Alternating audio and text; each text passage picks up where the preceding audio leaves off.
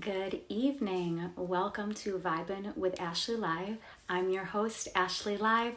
I'm really excited for you guys to join me this evening.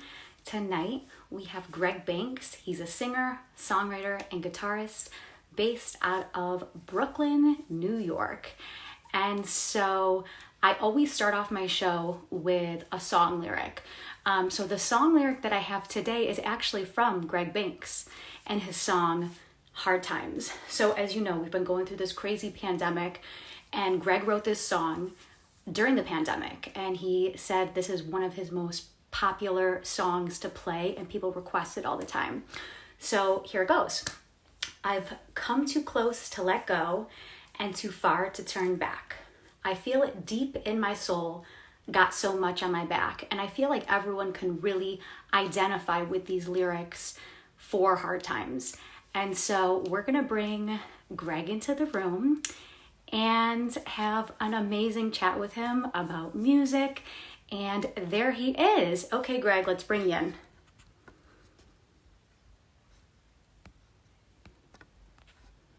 Okay, Greg, can you just request to come in the room? Okay.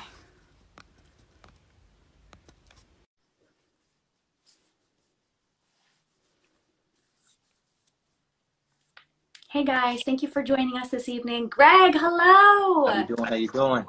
Very well. How are you? I'm well, thank you very much. Super excited to be here with you this evening. Yes, thank you so much for agreeing to be on my show.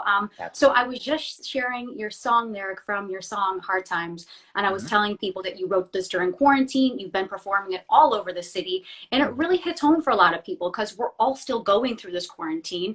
And on Right. top of quarantine, we have even more difficult times that have been brought about because of it. Yep. So I applaud you for this beautiful song, and I think you're going to start with it. Am I Yes, correct? absolutely. Yeah, you are absolutely Okay, correct. let's do it. I'm All right. ready. Hi guys, thanks for joining us.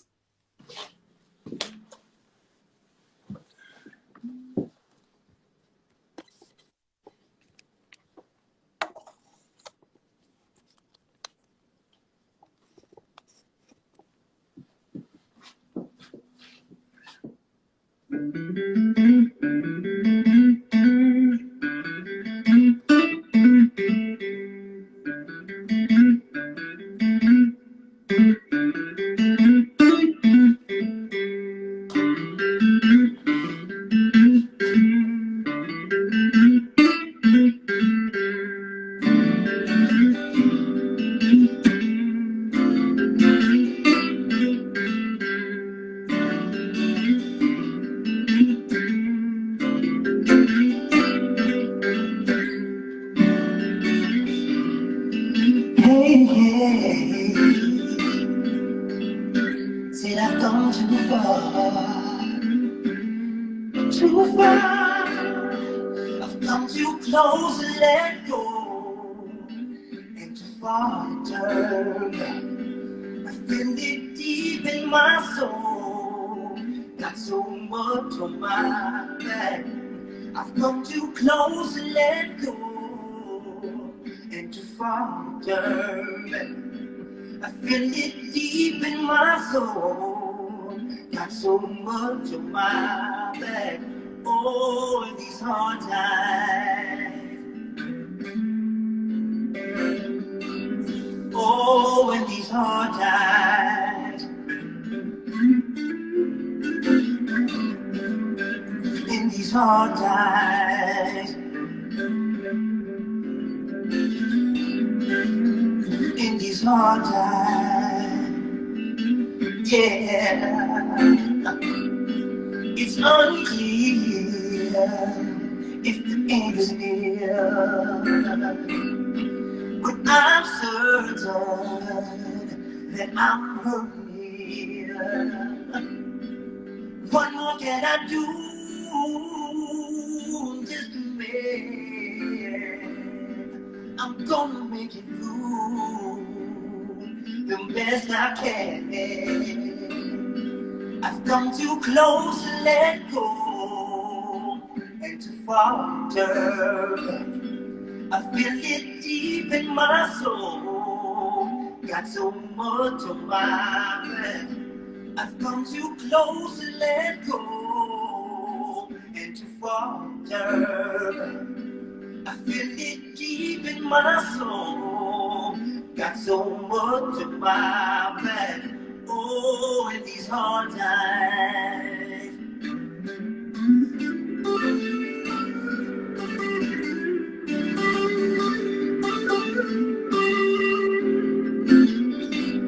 Oh, in these hard times. Oh, in these hard times. It's unclear where we go from here, but I'm certain I won't live in fear. What more can I do? Just a man. I'm trying to make it through the best I can. Hey, I've come too close to let go and to falter. I feel it deep in my soul. Got so much on my back.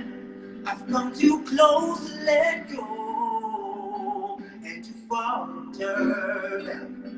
I feel it deep in my soul. Got so much on my back. Oh, in these hard times. In these hard times. Yeah, yeah, yeah, yeah. In these hard times.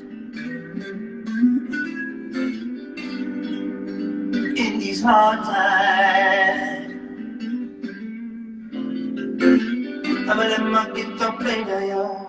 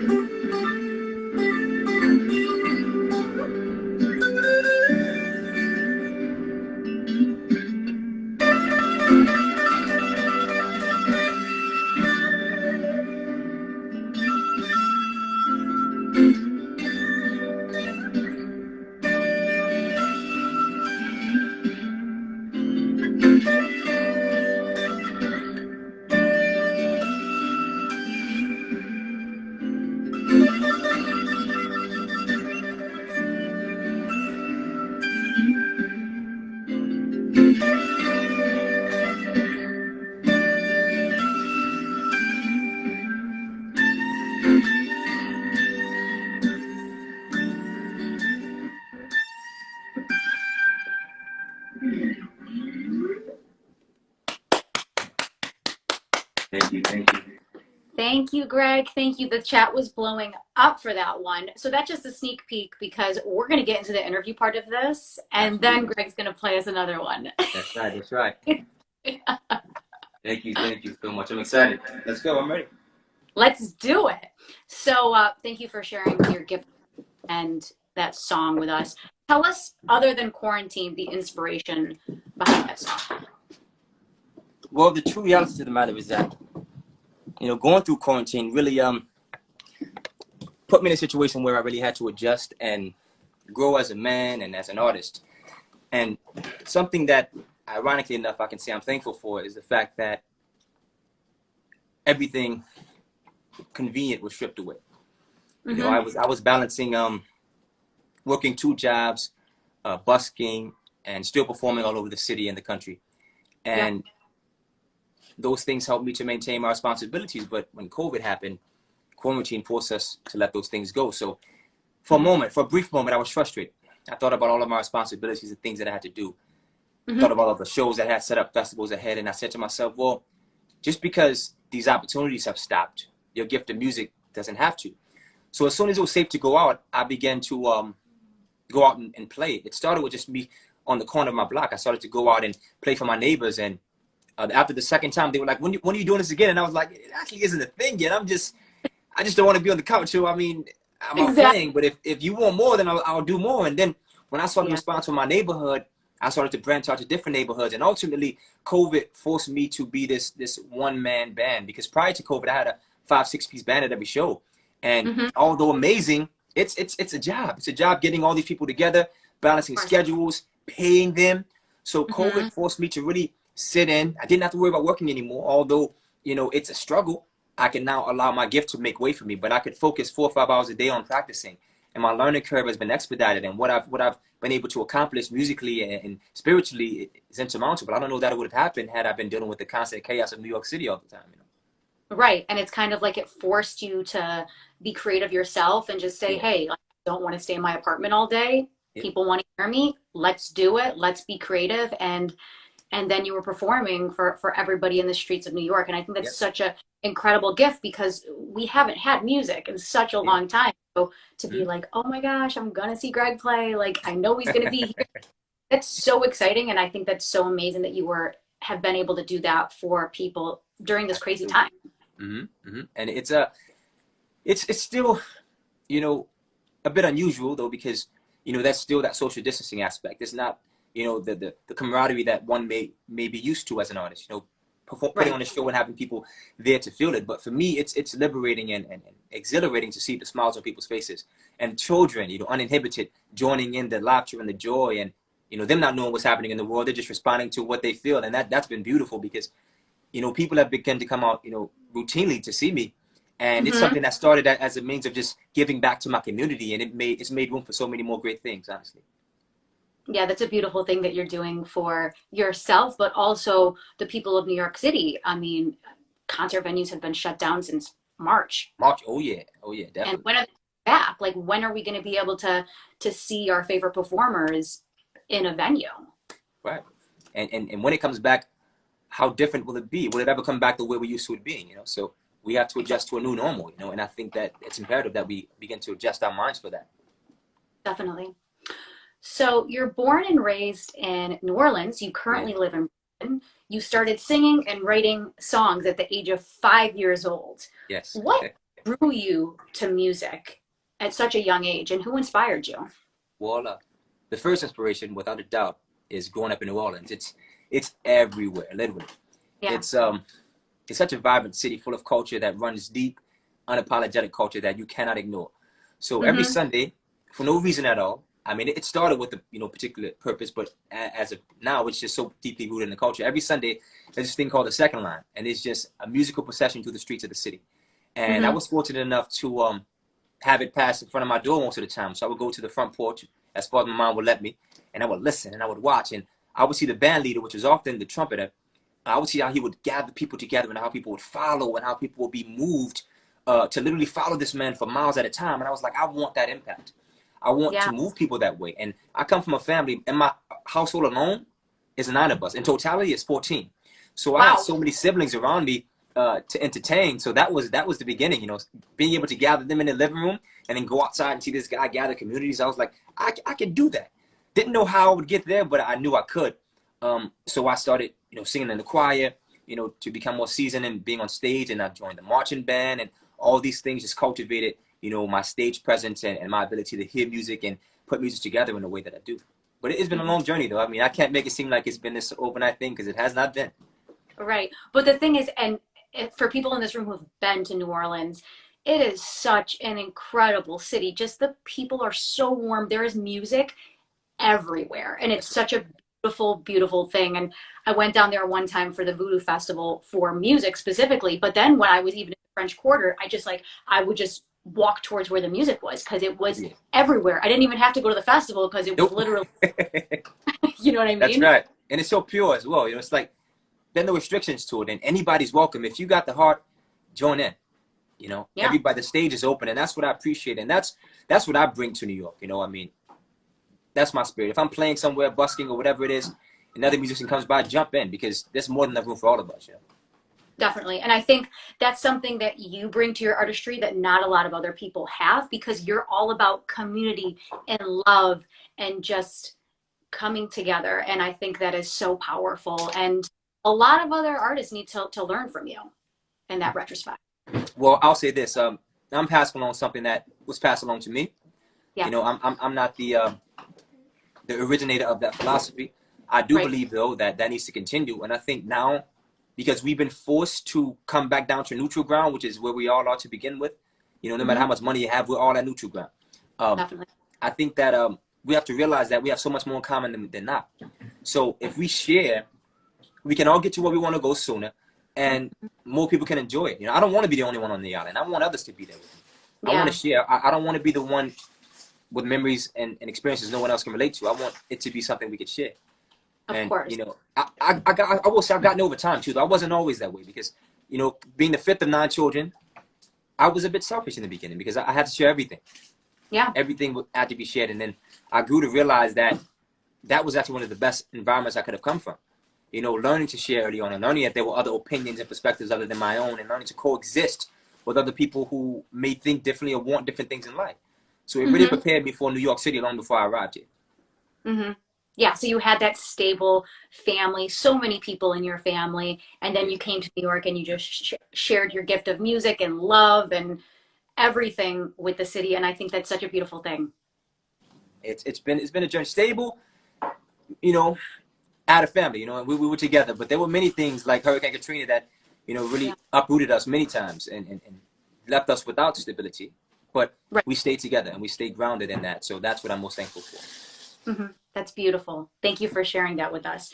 Your music has been described as an eclectic fusion of soul, funk, rock and roll, which also encompasses the blues. How do you describe the music that you create? I just call it music. I call it music, and I call it music without a genre specifically because I've had time to grow, you know, and I know that that's been the greatest benefit, right? Because had you asked me that question at 18, I would have said I'm R&B. Yeah. Had you asked me at like 21, I'm like I'm neo soul.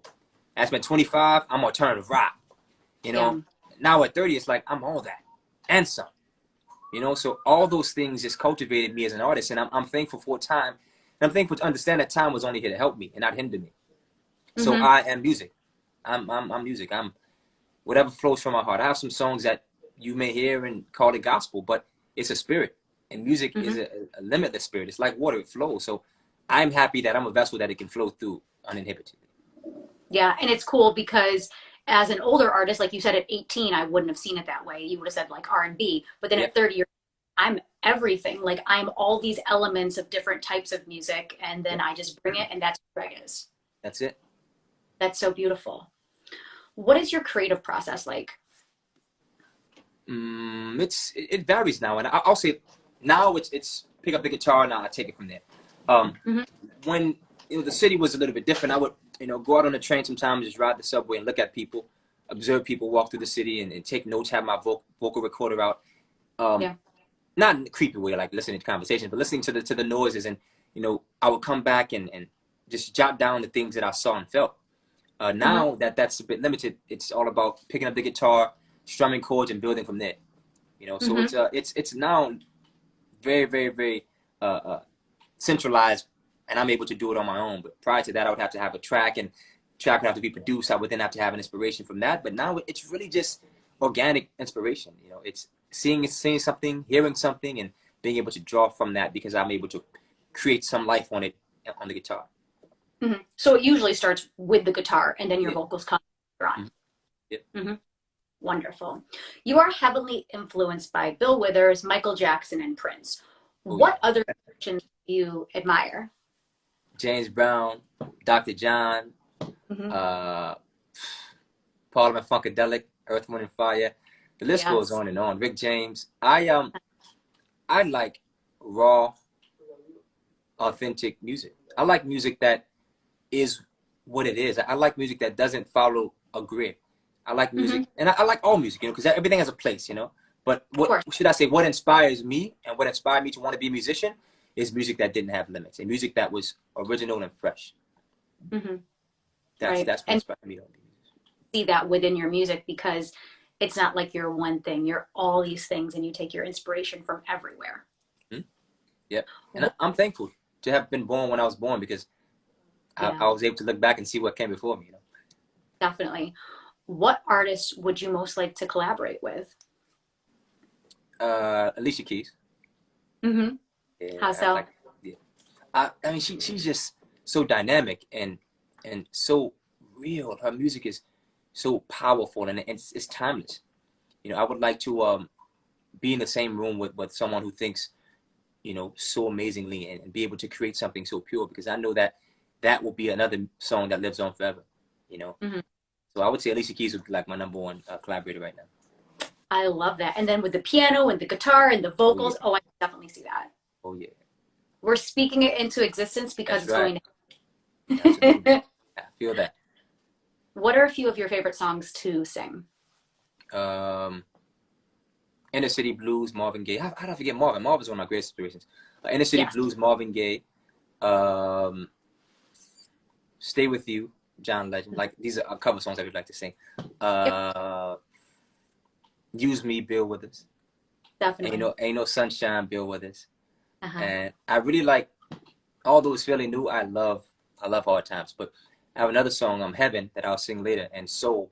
I really like these songs because now that I look back at it, it's like I hadn't even lived those experiences, but something was poured into me to write that. And I feel like I'm so much more connected to it now. And I've been singing it with passion prior to this, but there's so much meaning now. So I just love them because I've grown with them. There's some songs I'm like, nah, that was 18-year-old me. They're great, but that's not me anymore.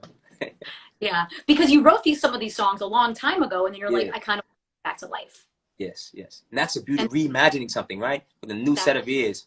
Beautiful. Yeah, because at 18 is not the same perspective that you have at 30. No, not at all. And my voice has matured so much too. It's back then it was like very like teeny tiny, like hey. Now it's more raspy, and I can still borrow from that, but it's more mature. It's more depth now, and I love it. I mean, I wouldn't change a thing.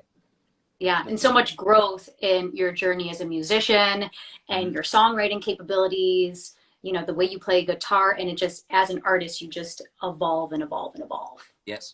That's our responsibility, and I encourage everyone to do that. And let me say this too: growing is challenging, and growing is painful. It's much easier in the beginning to stay the same because it doesn't require any changes. But later on, you realize that it was the worst decision you made. Growth is uncomfortable, but it is necessary. Definitely. The good and the bad times, because we had to go through those bad times to get to the good. And I'm sure some of the most amazing songs that you've written have been about really difficult things. Oh, yeah, definitely. And can't all just rainbows and butterflies and unicorns, because that's not how life is. And some of the best songs ever written were breakups, hard times, you know, death, all this other these important issues that need to be brought up. Absolutely agree. And I kind of had a slight dilemma with the songs I would choose, because the other song that came to mind was a song called Way Out, which derives from something totally different, but it kind of carries the same sentiments as Hard Times. And I didn't want to like have that be the whole premise because there are only two songs, but that's another great song that just talks about needing a way out and knowing that there's a way out. So I'll keep pushing for it. But like that's really been something that's been calling on me for a long time. I've always, as an artist, been accountable in my music, and sometimes it was a heavy burden to carry, because I'm like, I would like to be more relative in a sense of conceptual ideas as my peers, but my spirit's telling me to do something else, and I have to listen. Definitely, your gut is so important. And I think throughout life, whether it's on a musical journey or just in your personal life, you always need to trust your gut, and your gut will tell you the right way to go. Absolutely. During quarantine, you've been performing all throughout New York City for Concerts on the Block. Yeah. Tell us why you created this series and how you pick those spots to perform at. Well, Concert on the Block was created realistically because I was sitting down one day, really frustrated about all of my concert dates being canceled. I had just signed a distribution deal with this really amazing company and had me lined up for festivals all over the nation. And I just did 2 amazing shows February and March. It was slated for some amazing stuff to follow. And when I got the news that everything was shutting down, I was in a deep slump. And I was like, man, why? Like, I've been working so long for this opportunity. It comes and then this happens. And I said to myself, well, you have a guitar, you have your voice, you have a microphone, and you have everything you need. Do it. So I got up and went to the corner of my block. And I started to perform. I set up, and my neighbors, you know, they knew I performed, but I never did it in the neighborhood like that. So I just went down to the corner, plugged in, and started rocking. And then people started stopping, cars started putting over. And I was like, wow, like, I wasn't expecting this. And the neighbors were like, when are you doing it again? And I was like, actually, this was something I was trying out. They're like, please come back. We need this. That's what propelled me. We need this. I was like, that's right. We need this. Even if it weren't me, we need it. And that's what happened. So I started to come to my block, and then I was like, well, doing it on my block only is selfish. So let me go around the corner. So I went around the corner, and then around the corner, I met someone who invited me to another place, and I started to go there. And then I was like, let's be sporadic. Let's just pick a place, almost like roll the dice and choose where we'll go. And that's kind of where it went. I started to pop up in different places. And in those places, I met other artists, whether muralists who I met at this spot on Vanderbilt. They were doing murals in Soho. And I ended up going to Soho. And in Soho, I met someone else. So it's like when I started to do it more, I saw other people were doing it. And we started to collaborate. And no one was selfish. They were like, let's share, because sharing is going to bring more people out for more awareness. So that's where it began. It began with starting on my corner. And from there, it grew to something bigger, which let me know it was needed. And that's what I'm most thankful for. I'm thankful that I listened to the voice and I didn't worry about the uncertainties, because, you know, it's one thing to busk, you know, and have the license to busk on the ground, but it's another thing playing above ground. Police tend to bother you and ask if you have permits. But I had to go over to the precincts, and they were like, please do it. They were encouraging me. They was like, go, go, go. And I was like, if I've never had alignment before, this is alignment, and I'm going to get it. That's it. I think it. that's so beautiful, because you as an artist were like, oh my God, I just want to perform. So you were doing something for yourself, but you were also bringing so much light to people during this dark time. Absolutely. Amazing. So other than the streets of New York, you perform at the Apollo Theater, Whiskey A Go Go, Essence Music Fest. What are your favorite venues to perform at? So far, I would say it's been, well, MetLife Stadium is probably my favorite so far. Yeah. that 80,000 plus, that's beautiful. But I like this spot up in Harlem called the Shrine. I like the Shrine because the Shrine allowed me room to grow. And the Shrine probably standing room, maybe get a good 100, 125 people in there. But I like it because they gave me room to grow. They let me experiment. I mean, I experimented with probably every style of music I thought I could do in that place. And I was able to sharpen my skills so much. So I say the Shrine, I really like a lot. I like Joe's Pub. Yeah. I like Bowery Ballroom, Webster Hall. I would say those are, they have really great sound systems. So I like those venues a lot. But the Shrine will probably be my number one. And then MetLife Stadium, which I just performed at the other day. Yes, you did perform at MetLife Stadium the other day. Tell us about that experience and how that came about. That was incredible. How it came about, my great and frequent co-producer, Dom Louise, his father works with, you know, different teams and things of the sort. And they were looking for someone to sing the anthem. I had submitted a demo tape. They loved it. And, you know, that was that. And it was interesting, but there was so much irony involved in it at the same time, because first time in a stadium of that magnitude performing, and no one was there. No one other than the players and the coaches. And it's like, you work so hard to get to this point to be acknowledged and recognized. As one perspective. Yeah. But the other perspective is, who are you looking to validate it? You're here. You're here. So that's all that matters. And on the contrary, I felt no nerves at all, because when I would perform at the Shrine for 3 people, I played like it was 30,000. So when I had the opportunity to be in front of 80,000, millions actually, because it's shown on national television, I was just fine with that, because I had been preparing for that spiritually and mentally for so long. I would literally say to the audience, it's 20 of you here, but I'm going to play like it's 20,000. So when the thousands were in front of me and millions were in front of me, I played like it was the same energy I gave to the two because it meant just as much. Yeah, that's got to be such an interesting feeling though, because you think of like Bowery Ballroom, you think of all these like smaller venues, and then MetLife Stadium, and you're in the middle of the field. Like, Yeah. like It was beautiful. I mean, there was a moment where I just put my hands up and just thanked God, you know. I was kind of wishing for a Prince moment. I wish the sky would have opened and the rain would have come down, you know. But it didn't happen like that. I was just like, no rain in the forecast. I was like, well, thank you anyway. Thank you for having me here. I appreciate it. So for those of you who haven't seen it already, please go to Greg's page and watch his rendition of the national anthem, because I had chills through my entire body. Wow, that's meaningful. That's big. It's absolutely incredible. And when music can do that to you, and I mean, it's such a simple song. How many times have we heard that song? Mm-hmm. Right? But your rendition was, oh my gosh, it's so, so, so beautiful. I will say though, that is a simple song, but it's hard to play and sing at the same time, because when you're playing as a guitarist, like, and I won't even call myself a guitarist, I'm a guitar player, because I feel like I have so much further to go. But you look for a groove to lock in on. There's no groove. It's like it changes every couple bars, and it's like, so it's like, okay, I have to do this a cappella. When I do it a cappella, I have to still create the music and the melody in my voice so that it's interesting to listen to. So we were very tedious with how we did it, but we added little points here and there that made it unique, but kept it, you know, to the origin of what it's used to being heard as. And that was an interesting and exciting process. I'm like, well, I don't want to go too far overboard because they might not air it if I do that. So it's find the balance of, you know, the common approach, but make sure you leave your mark on it. And that was the task at hand. And I hope I did that. You killed it. It was so unique. It was original, but it had that uniqueness. It had your flair. And I was like, yes! I was cheering you on. It was so incredible. So like I said, if you haven't checked out his rendition of the national anthem, please go on his page. Please follow Greg. Please. Thank you. What was it like opening up for Lil Wayne? Well, that was very interesting. I was a freshman in college, and I was collaborating with G-Eazy. He and I went to school in New Orleans, so it was really amazing. I was playing for a different audience than I had been used to playing, just doing R&B. But that was exciting. You know, he's definitely a hometown hero from New Orleans, and that was a stadium as well. It was at Drexel University in Philly, but it wasn't as big as MetLife. So that was interesting because I had never ever in my life performed in front of such an audience. So I was much more nervous then than I am now. I mean, I was shaking.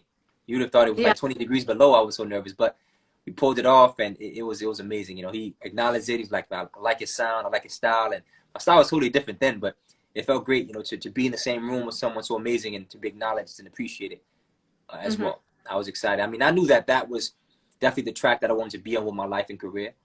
So I just kept my aim set high, my focus on reaching those points. Definitely. And I've been to so many shows in the past where I'm there for the main act, but sometimes like the opening act just surprises you. And you're like, oh my gosh, I'm so happy I came here early because the opening act is sometimes better than the main act. I've had that experience.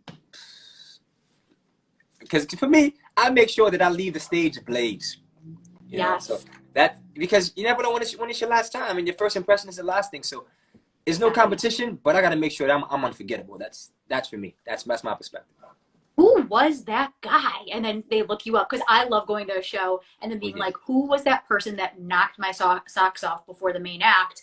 And then I look them up, and then I add them on Instagram, and I follow them, and I make sure. And that's happened so many times to me. So I love that you opened up for him, and you were in front of an audience that may not have originally known who you were. Right, absolutely. And it's cool because when you have an opening act, you try to make it different than the main act. So it's not like you're a male vocalist with a guitar and a male vocalist with a guitar is going to open for you. Like it just doesn't, it's that good offset and balance of creativity. And that's what keeps it exciting too, because, you know, as artists, we know that that's important to strike that balance and give the audience something that's exciting and different at the same time. So you know, I'm thankful that, you know, they trusted in me to be able to do that. That was a great opportunity. And I wasn't even playing guitar then, by the way. Oh, wow. I've owned a guitar for about 4 years, but this past year, more specifically, these past 6 months, I said it earlier, my learning curve has been expedited. I've learned so much. I mean, sometimes it scares me to think of how far I've come, and I can accredit it to nothing more than having the time. And that shows me how important time is. Like, anything requires is time. And Exactly. normal day in New York City, a job or two, another hustle on the side, and you squeeze in. You hustle for even time. But it's not hustle for time anymore. Time is more than it's abundant, you know? And what are you going to do with it? That's the reality. What are you going to do with your time? How are you going to make your time work for you? Exactly. So now that we've been in quarantine for the past several months, how many hours a day would you say that you play? In between virtual schooling and taking little ones out to play basketball, I'm about to say 3 or 4 hours a day. Every day, 7 days. Yeah, every day. Awesome. Every day. And the only days that I won't say well, I guess that's included in practice because I do concert on the block twice a week. So when I'm not like isolated in practice, I'm perfecting in practice while performing. What artists and genres have you been listening to in 2020? Honestly, I've been listening to a lot of classic R&B, but I also listen to a lot of Kendrick Lamar. I really like his music. Listen to a lot of Common, but mainly it's Bill Withers, Bobby Womack, Isaac Hayes, you know, Eddie Hazel, just different. I've listened to a lot of guitarists too, you know, listening to how they interpreted music, because it's one thing to be able to accompany myself as a musician, but it's another thing to be a rhythm guitarist, to be able to have another guitarist play with me and then take it away and just do something massively big with the guitar solo. And I've been working on creating that, and quarantine has helped me with that too, because I had to learn how to accompany myself interestingly, because I can sit there with a guitar and be singer-songwriter, and that's cool, that's beautiful. But when I can take that, throw that electric guitar pedal on and make it wow, that's something special as well. So I've really had the chance to train myself and learning how to do that over these past couple months. And it's been really exciting because every day is full of something new. There's infinite possibilities with the sounds that can be created and the type of, you know, voicings I can make with the instrument. So I've had time to do many things. And I guess if I were in the normal New York City routine, it'd be overwhelming. It would definitely be overwhelming, you know? Yeah, because like you said, I mean, we think of what lives were like January, February, right? Yep, and absolutely. We're like, oh yeah, we woke up, we went to work, maybe we had another job, maybe we met up with people, and then by the time you know it, it's midnight, right? And the day's over. So it was just like we're always running to the next job, gig, whatever it may be. So I love that you have that time to really practice and be creative with things. Absolutely. And I'm most thankful for that, because it really, for me, confirms that I'm on purpose, in purpose, with purpose. And that's amazing. And let me say this too. I don't want to make it seem by any means, I was having a conversation with a friend earlier, that it's this crystal clear, because it isn't. Like, I'm not working. I don't work for anyone anymore. My source of income is my music. And this is me as an independent artist saying this. And this is me saying this as an independent artist with no music venues open. Yeah. This is me as an independent artist saying this, being able to sporadically perform when the days are warm enough and it's not raining and it's not snowing yet. I can only accredit it by whatever name we wish to call. The Creator has given me the space and time and the courage to go out and create what I'm creating. And I'm so thankful. I am, because I was working 2 jobs to supplement my life prior to this, and I'm not working for anybody right now, and it's nothing but God. Now I'm still responsible and accountable, and I go out and make things happen, but I'm not punching anybody's clock.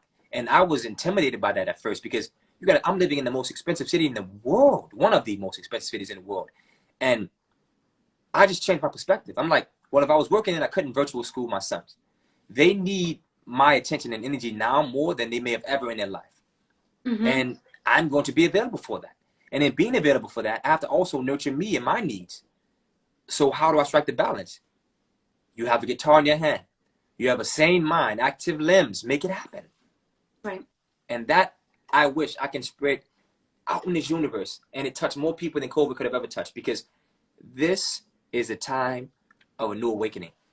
Right. And I hope everybody's realizing that, receiving that, and applying that to life.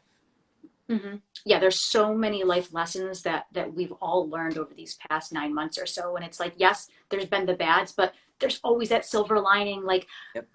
when would we have had all this time before in the past? Like, I think of my life and around New York City and being on the subway and this and that and this. And I'm like, I used to never think there were enough hours in the day. Now I have all the time in the world, More you than know, enough. and like, how are you getting better at your craft, or Yeah, maybe learning something new, or now you have 2, 3, 4 hours to work on something. And it's really phenomenal because there's so much greatness in this really difficult time that we're all facing. absolutely. And that's for me is where the blessing lies. Understanding that. Definitely. What's the best advice you've ever received? The best advice I've ever received was from my uncle Michael, who's no longer with us. He said, "Greg, don't stop until your heart stops." And that is my motto for life. I I will not love it. stop until my heart stops. Keep going. That's it. It's like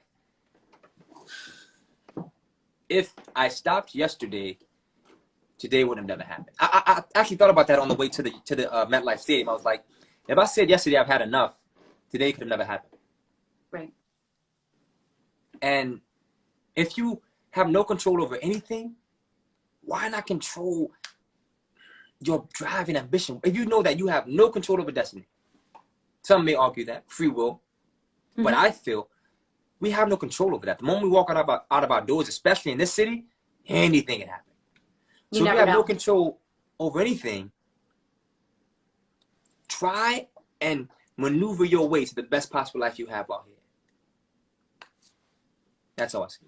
And you can't get there by stopping and giving up.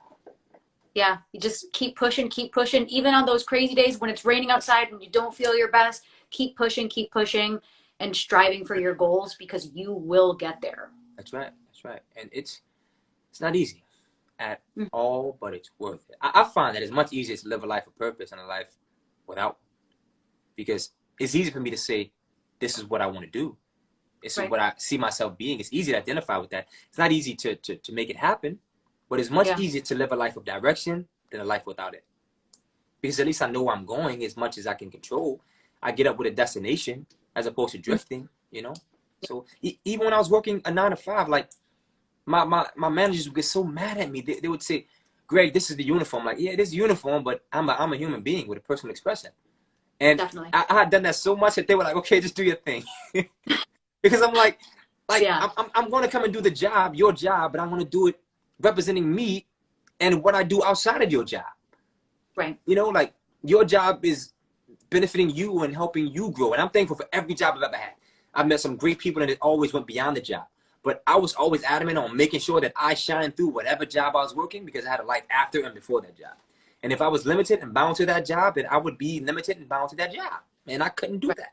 I didn't come here to work a job. I could have worked a job in New Orleans. Exactly. So please, if you're going to hire Greg, don't tell him what to do and what to wear. 'Cause regardless, I am off of that. I am independent and an entrepreneur from the rest of my life. exactly. That's Yeah, right. Greg has made his own lane. Do not stop him. That's right. So, how can we in this chat, and people who are going to watch the replay of this, how can we support you as an artist? What can we do? You're breaking up. Sorry about that. Can you hear What'd me you now? say? Yep. What can we do as music fans to support you in your journey, your musical journey? Well, I always, every time I do my lives, I drop my Venmo and Cash App, because every donation helps. When I'm out doing my council on the block, every donation helps. And spreading the word is most vital. You know, like spreading the word is priceless. And guess what? Spreading the word costs nothing. You know, I would tell my brothers and sisters, I said, if each of you, all 13 of you, if you brought 3 people to my show, those 3 people will bring another 2 people, and then before we know it, we're packing the venue. So spreading the word is vital. Monetarily, any donation helps, because, you know, it allows me to continue to get out there and keep a balance and you know, flow inside my home and outside of it. But more than anything, it's because I know we're all going through difficult times. More than anything, it's spreading the word. That is most vital for me. Spread the word, and that will be the greatest payment I could have asked for. Spread the word, follow Greg, support Greg. And what is your Cash App, Venmo, all that good stuff? I'll write it right now.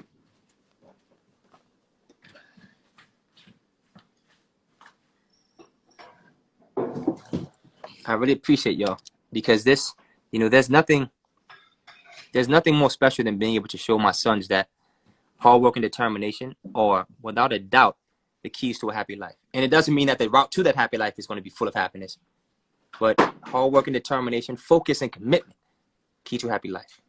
Definitely. Amen. And they've been able to watch, you know, Daddy do it. And it's been a difficult process, you know, like being a parent and teaching them and helping them to understand the value of self while still learning it about myself, you know, because, but I'm thankful I'm able to do it. Thank God. Mm-hmm. All right, Greg. Well, that's pretty much all the questions that I have for you. You're going to get another song, but in the meantime, questions for Greg, please put them in the chat below and we'll answer them after he is done performing. Absolutely. Ask me whatever you want.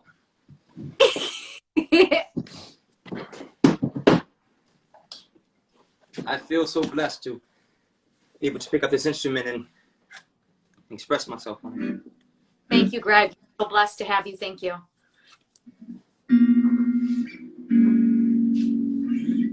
Next song I'll play for you all is titled Heaven.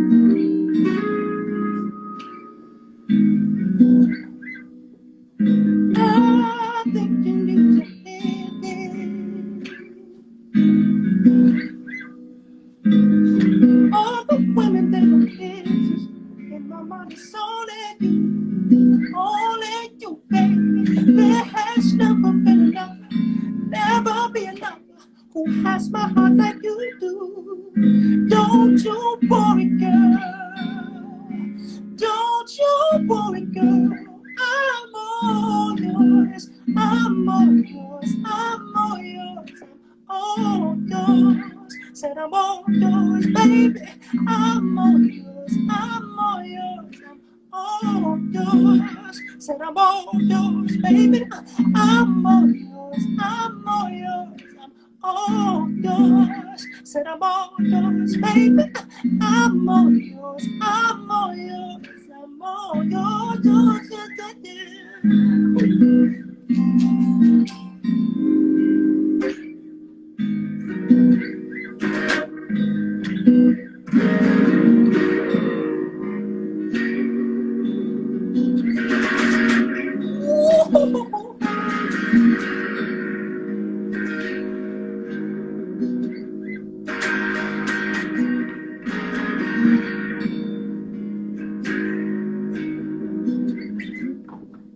Having your love is a gift. so short you don't love me any different. Have I never felt so near?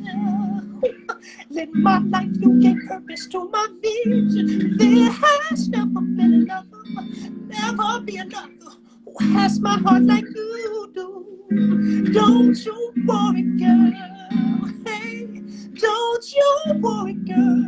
I'm all yours. I'm all yours. I'm all yours.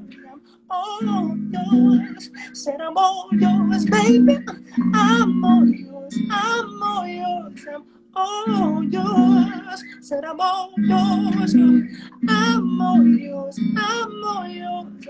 I'm all yours. Said I'm all yours, baby. I'm all yours. I'm all yours. I'm all yours, ooh, baby.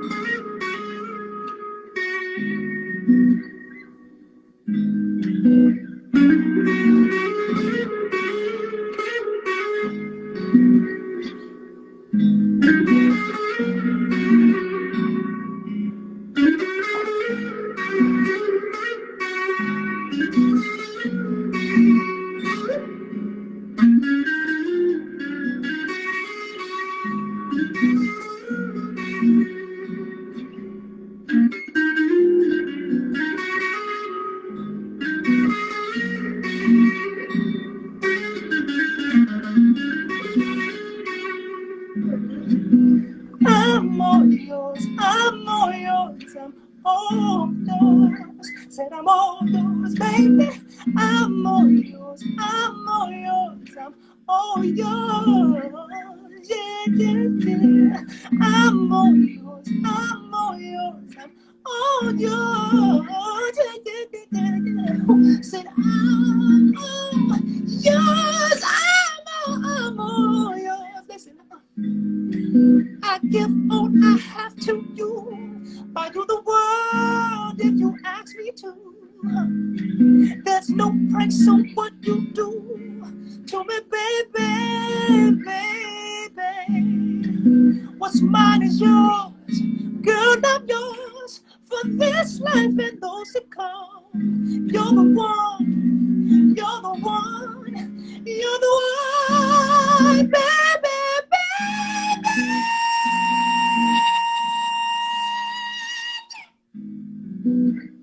I'm all yours.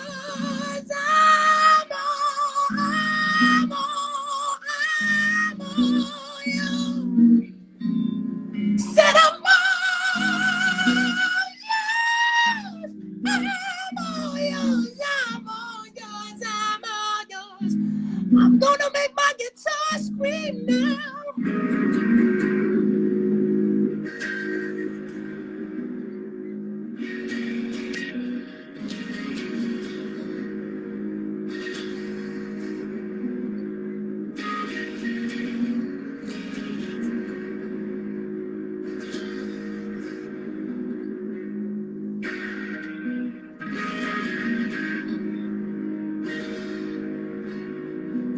I'm all yours,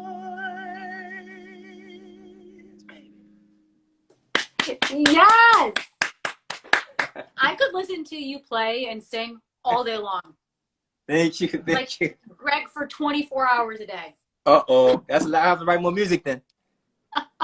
More music, more music. Someone asked, what would your perfect meal be? My perfect meal would be crawfish etouffee. So down in New Ooh, Orleans, we use some crawfish tails, a heavy cream, tomato sauce, onions, garlic, black pepper, and that for me is heaven. oh, That's heaven. yes. That's heaven for me. All the food in New Orleans is to die for. I don't even, how do you guys make it that good? We take our time. We Yeah. do it real slow. That is the key. Take your time, because when you rush it, you overcook it and you burn out the flavor. It has to almost sweat itself to perfection. Right.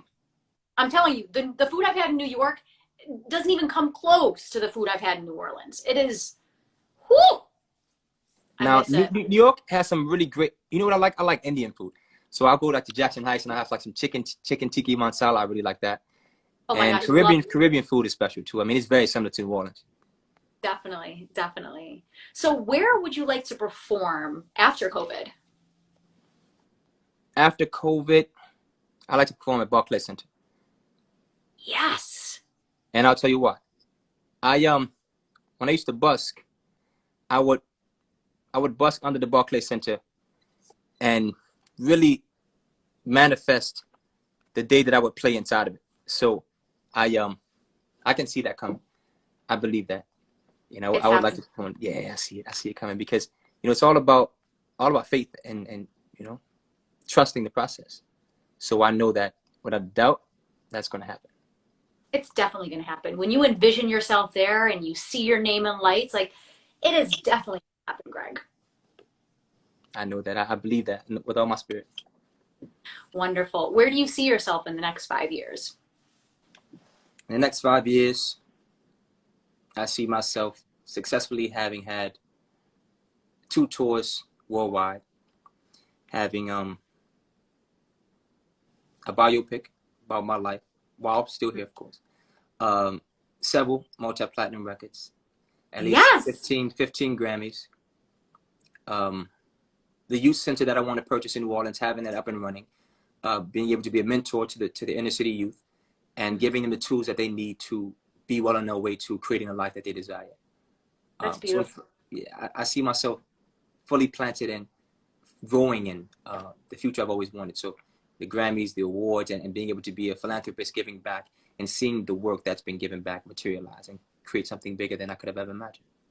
I love that. That is so beautiful. And I love that you talked about giving back because people talk about Billboard charts and Grammys and this and the big house and the car, but you want to give back. And Oh that's, yeah, that's important. It really shows what kind of person you are and, your love for people and giving back to your community. And that's so beautiful.